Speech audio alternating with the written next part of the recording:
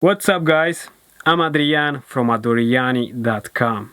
Today I'm going to show you how to set a limiter on the mastering bus.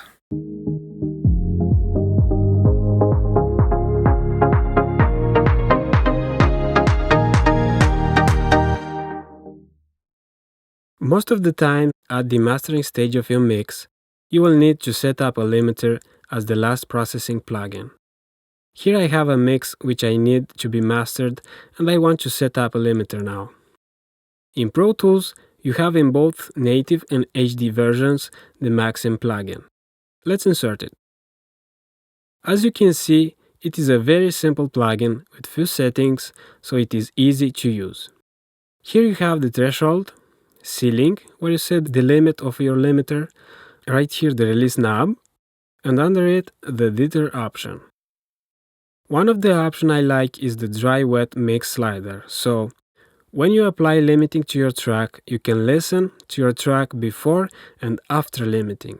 But generally I use this option to check how the limiter is affecting my mix. Here on the bottom, you have to select the link button. When selected, when you take the threshold down, the ceiling will also go down. This is a cool option as you will hear exactly what the limiter is doing to your mix. Because generally when you take the threshold down of a limiter, the volume of the track goes up and sometimes you can be tricked into thinking that it makes the mix better. However, it is only louder. So, for checking things out, I recommend linking the threshold and ceiling faders. Let's link them and start applying some limiting.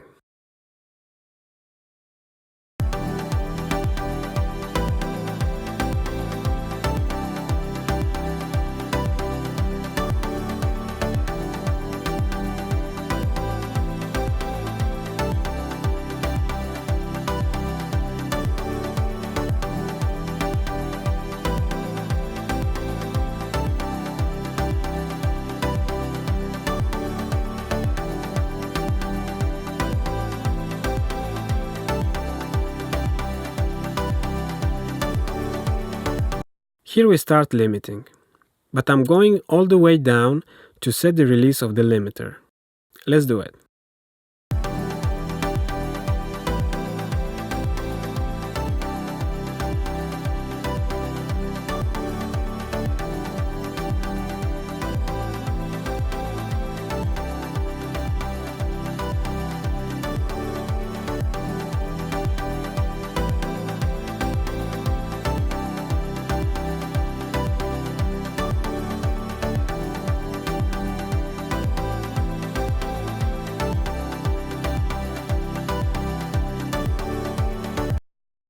When doing this, I'm listening to how the limiter reacts with the mix.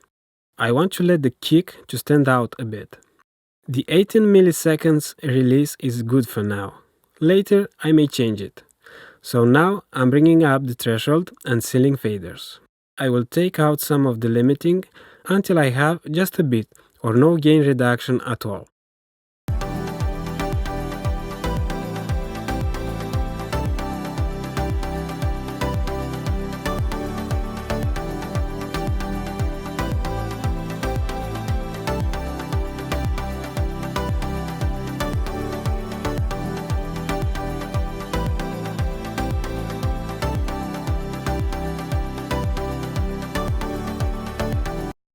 Whenever you work with a limiter, you may want to have a transparent limiter for a transparent master. However, if you want some character to add with the limiter, you definitely can find one or more in the plugin market. Now, I'm going to unlink the threshold and ceiling and bring the ceiling up. Be prepared. The things will get louder.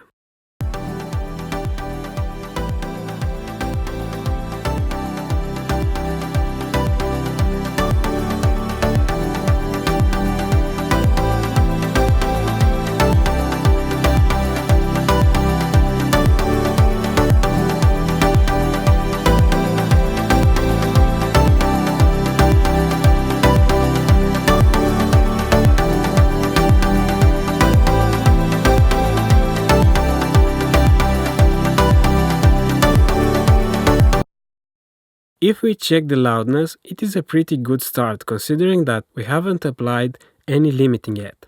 If you master for a CD, you need to have at least minus 0.3 or half of dB of ceiling or limiter threshold.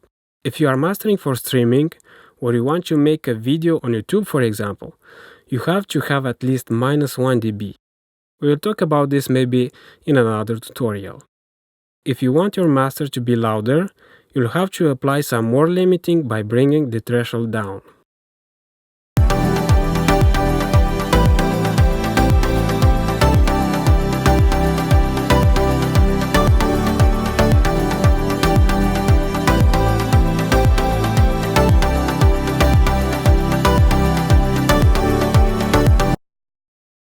So guys, I want to address something really quick.